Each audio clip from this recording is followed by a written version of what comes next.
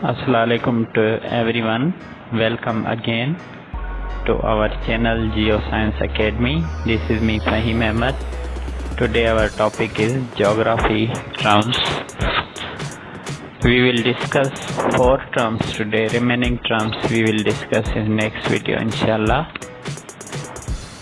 So let's start. Mountains are most often formed by movement of the tectonic plates in Earth's crust. Great mountains like the Himalaya often form along the boundary of these plates. Tectonic plates moves very slowly. It can take millions and millions of years for mountain to form. When two continental plates converge, they smash together and create mountains. The amazing Himalaya mountains are the result of this type of convergent plate boundaries. The Appalachian mountain resulted from ancient convergence when Pangea come together. Mountain एक large natural form है जो area से बुलंदी पे होता है, उसकी steep slow होती है। जैसे कि 2 कॉन्टिनेंटल प्लेट्स फोर्स लगा रही हैं, एक का फोर्स नीचे की तरफ चला जाएगा, एक का फोर्स ऊपर की तरफ। इसी प्रोसेस की वजह से माउंटेन बढ़ते हैं। हिमालय माउंटेन भी इसी प्रोसेस की वजह से वजूद में आया। We will discuss about glacier. Glacier is huge mass of ice that moves slowly over land. The term glacier comes from the French word glace, which means ice. Glacier का term जो French language से गिलेस से निकलता है, जिसकी meaning है ice. Glacier are often called river of ice. Glacier को रिवर्स ऑफ आइस भी कहा जाता है। ग्लेशियर के 2 ग्रुप्स हैं, अल्पाइन और आइस शीट। अल्पाइन ग्लेशियर को वैली ग्लेशियर भी कहा जाता है या माउंटेन ग्लेशियर भी। जो मोस्ट ग्लेशियर फाउंड होते हैं, मिलते हैं अंटार्कटिका और ग्रीनलैंड में और हर कॉन्टिनेंट में मौजूद हैं, अफ्रीका में भी। तो ग्लेशियर किसी भी एरिया में बहुत ज़्यादा अरसे तक स्नोफॉलिंग होती रहे, हर साल लेयर बाय लेयर ये वाली लेयर पे प्रेशर डालती रहती है, जिसकी वजह से ग्लेशियर फॉर्म होते हैं। जैसे जैसे टाइम बढ़ता जाता है, जो जमाशुदा बर्फ़ है उसकी डेंसिटी बढ़ती रहती है, जिसकी वजह से वो ग्लेशियर की शक्ल इख्तियार करता है।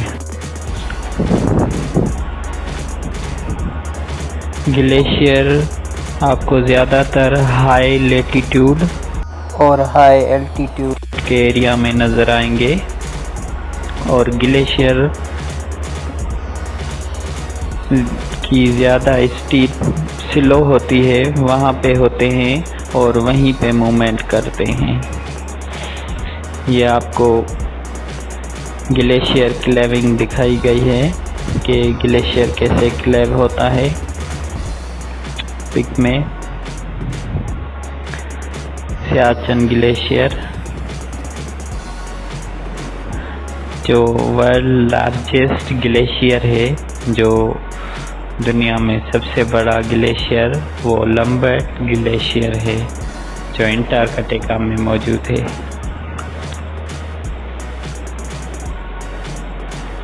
Now we discuss about fjord.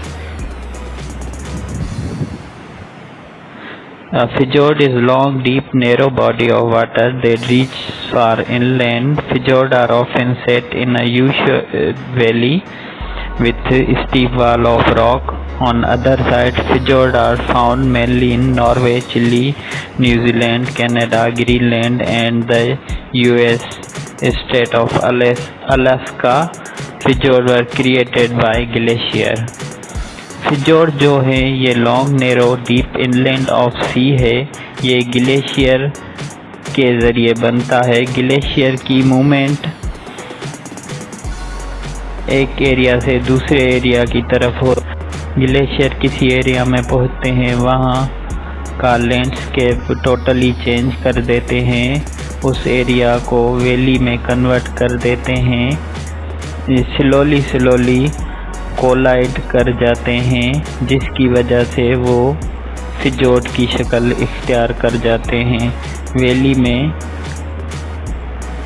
पानी भर जाता है, वो फिजोर्ड में कन्वर्ट हो जाता है। ये पिक आपको दिखाई गई है फिजोर्ड की। This is the example of fjord. Fjord map ये ज़्यादातर नॉर्वे में मौजूद हैं। Now we will discuss about iceberg. Iceberg क्या है? Iceberg is large piece of fresh water ice that has broken off glacier on ice shelves and floating freely in open salt water. Icebergs are commonly found near Antarctica and in the North Atlantic Ocean near Greenland. Iceberg glacier का बड़ा टुकड़ा glacier से cut होकर किसी open सी में या ocean में float करता है, तैरना शुरू हो जाता है, उसे आइसबर्ग कहते हैं। आइसबर्ग का 10% पार्ट आपको समंदर या ओशन के ऊपर नज़र आएगा और बाकी 90% पार्ट आपको ओशियन के नीचे लोअर पार्ट में नज़र आएगा। ये आइसबर्ग की एग्जाम्पल आपको दिखाई गई है कि कैसे फ्लोट करता है आइसबर्ग ओशियन में।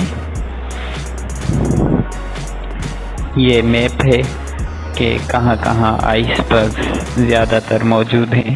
If you like our video, please subscribe Geoscience Academy FKS for more interesting video about general science and geography. Till then, take care, keep smiling. Allah Hafiz.